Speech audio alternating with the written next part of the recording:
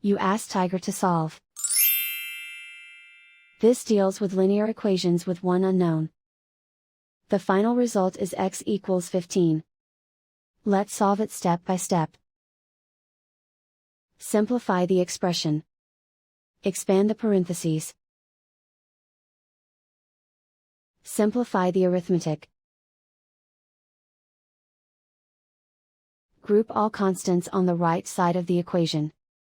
Add 3 to both sides. Simplify the arithmetic.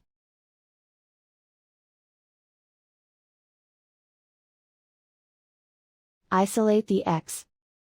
Divide both sides by 3. Simplify the fraction.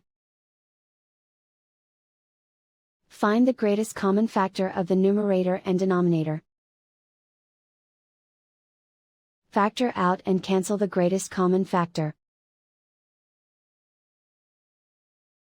And so the final result is x equals 15.